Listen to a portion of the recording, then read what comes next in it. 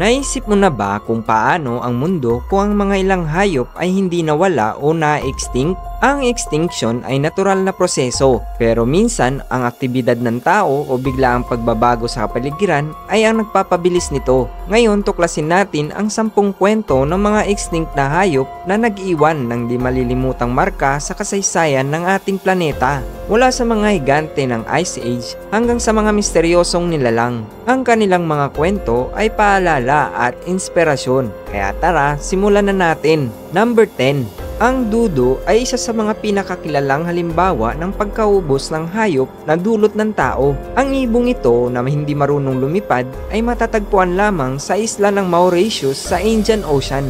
May bigat na humigit kumulang 30 pounds. Hindi angkop ang dudo para sa pagtakas o paglaban. Nang dumating ang mga mandaragat noong 1600s, madaling mahuli ang dudo dahil wala itong natural na predator at walang takot sa tao. Bukod sa pangangaso, problema rin ang pagdating ng mga hayop tulad ng daga, baboy at unggoy na kumakain ng kanilang mga itlog. Sa loob ng ilang dekada, mula nang madiskubre ito, tuluyan nang nawala ang dudo. Nakakagulat na isa pala itong malapit na kamag-anak ng kalapate. Kahit nakakaibangan yun ito, ang kanilang kwento ay isang mahalagang paalala kung paano madaling maapektuhan ng tao ang isang buong ecosystem.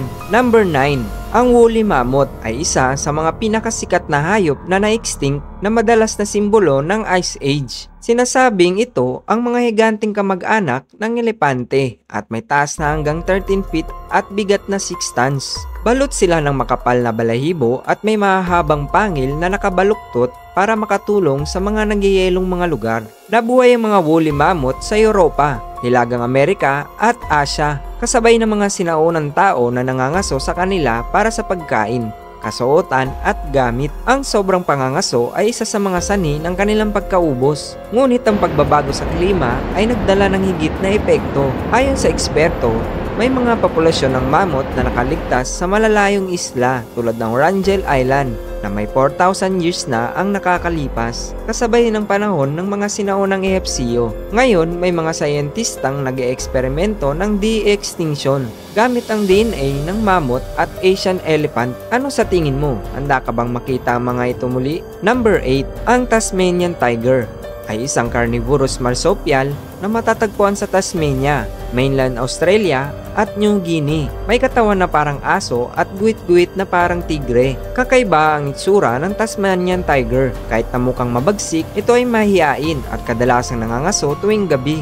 Nang dumating ang mga European, mabilis na bumaba ang populasyon nito. Sinasabi ng mga magsasaka na kumakain sila ng alagang hayop, kaya't binabayaran nila ang mga mangangaso upang hulihin o patayin ng mga ito. Ang pagkasira ng tirahan at kompetisyon sa mga hayop tulad ng aso ay nagdulot din ng malaking pinsala. Noong 1936, ang huling kilalang Tasmanian Tiger ay namatay sa Hobart Zoo. Ngunit may mga ulat ng sightings sa makakapal na kagubatan ng Tasmania. Possible kayang may nakaligtas pa? Ang misteryong ito ay nagbibigay buhay sa kwento ng Tasmanian Tiger. Number 7. Ang Great Auk ay isang malaking seabird na hindi marunong lumipad at matatagpuan sa Ilaga Atlantiko. Tulad ng penguin, magaling itong lumangoy. Nagtitipon-tipon sila sa malalaking kolonya sa malalayong isla, dahilan upang madali silang mahuli ng mga tao. Sa loob ng maraming siglo, hinuli sila para sa karne, itlog at balahibo. Noong kalagitnaan ng 1800s,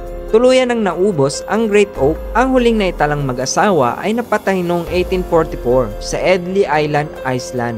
Sa ngayon, ang mga specimen ng Great Auk sa mga museo ay paalala kung paano nakakaapekto ang labis na pagsasamantala ng tao sa kalikasan. Number 6. Ang Megalodon, ang ultimate na apex predator ng sinaunang karagatan. Ang higanteng pating na ito na nabuhay mula 23 hanggang 3.6 million years na ang nakakalipas ay maaaring lumaki ng hanggang 60 feet, 3 beses na mas malaki kaysa sa isang great white shark. Ang Megalodon ay may napakalakas na panga na kayang durugin ang mga buto ng balyena na walang kahirap-hirap. Ang fossilized na mga ngipin nito na umaabot sa mahigit 7 inch ang haba ay madalas matagpuan sa iba't ibang bahagi ng mundo. Nagbibigay sa atin ng ideya sa laki at lakas ng nilalang na ito. Pero bakit nga ba nawala ang Megalodon? Ayon sa mga scientifico, ang paglamig ng mga karagatan noong unang panahon at ang pagbaba ng populasyon ng mga pangunahing pagkain nito tulad ng mga balyena ang naging dahilan ng kanilang pagkawala. Bagamat nakakaaliw isipin na ang isang megalodon ay nagtatago sa kailaliman ng dagat, pero walang ebidensyang magpapatunay na ang mga higanting ito ay nakasurvive hanggang ngayon. Number 5. Ang saber-toothed cat. Ang mga saber-toothed cat tulad ng Smilodon ay ilan sa mga pinakakilalang predator noong Ice Age. Ang kanilang pinakatampok na katangian, ang mahahabang pangil, ay maaaring humaba ng hanggang 7 inch. Kahit mukhang mabangis, malamang na ang mga saber-tooth ay ang mga ambush predator. Ginagamit nito ang kanilang malalakas na panga para pabagsakin ang malalaking hayop tulad ng bison at mammoth. Nabubuhay sila sa mga lupain ng Amerika sa loob ng milyon-milyong taon, ngunit nawala o na-extinct nung humigit kumulang 10,000 years na ang nakakalipas. Ang kanilang pagkawala ay maaaring dulot ng kombinasyon ng pagbabago sa klima at pagbagsak ng populasyon ng malalaking herbivore. Ang mga fossil na natagpuan sa La Brea Tar Pits sa California ay nagbibigay ng kamangamangang detalye tungkol sa kanilang buhay at mga hamon na hinaharap nila. Paano kaya kung makatagpo ka ng isang saber-tooth sa gubat? Number 4. Ang passenger pigeon. Noong unang panahon, ang passenger pigeon ang pinakamaraming uri ng ibon sa Hilagang Amerika. Ang kanilang mga samahan ay napakadami na halos matakpan ang kalangitan. Subalit dahil sa sobrang panguhuli at pagkasira ng kanilang tirahan, tuluyan silang naubos noong unang bahagi ng ika-20 siglo. Ang huling kilalang passenger pigeon na pinangalan ng Martha ay namatay sa pagkakabihag noong 1914 na nagmamarka ng pagtatapos ng kanilang panahon. Ang kwento nila ay paalala kung paano kayang ubusin ng tao ang isang napakaraming populasyon ng hayop. Number 3. Ang Irish elk. Ang isa sa mga pinakanakakamangang species ng usa na nabubuhay kailanman. Ang kanilang napakalaking antlers ay maaaring umabot ng hanggang 12 feet ang lapad, dahilan para tawagin silang isa sa pinaka-magical na nilalang na kanilang panahon. Ang mga nilalang na ito ay gumala sa Europa at Asia, ngunit na-extinct nang humigit kumulang 7,700 years na ang nakakalipas. Ang kanilang pagkawala ay malamang dulot ng kombinasyon ng pagbabago sa klima at kompetisyon para sa mga likas na yaman. Number 2. Ang moa. Ang mga moa, ang mga higanting ibon na hindi marunong lumipad at native sa New Zealand. Ang ilang species nito ay umaabot ng hanggang 12 feet ang taas. Sila ay mga herbivore, ngunit sa pagdating ng mga sinaunang Polynesian na nanirahan sa New Zealand, mabilis silang naubos sa loob lamang ng ilang daang taon ng pangangaso. Ang pagkawala ng moa ay nagdulot din ng malaking epekto sa Haas eagle na umaasa sa moa bilang pangunahing pagkain nito. Ang pagkawala ng mga ito ay nag-iwan ng malaking butas sa ekosistema ng reyon. At ang number 1, ang dinosaur. Walang listahan ng mga na-instinct na hayop ang magiging kumpleto kung walang dinosaurs. Ang mga kamangamangang nilalang na ito ay namuno sa mundo sa loob ng mahigit 160 million years bago sila tuluyang nawala dulot ng isang malaking asteroid impact.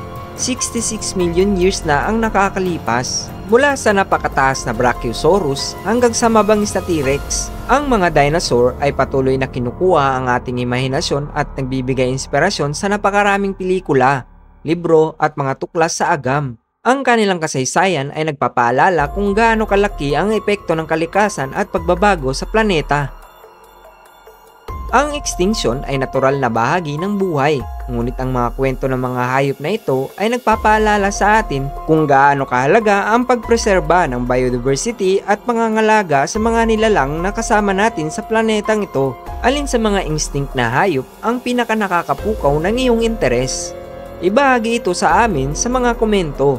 At huwag kalimutang mag-like, mag-subscribe at pindutin ang notification bell para sa higit pang mga video kagaya nito.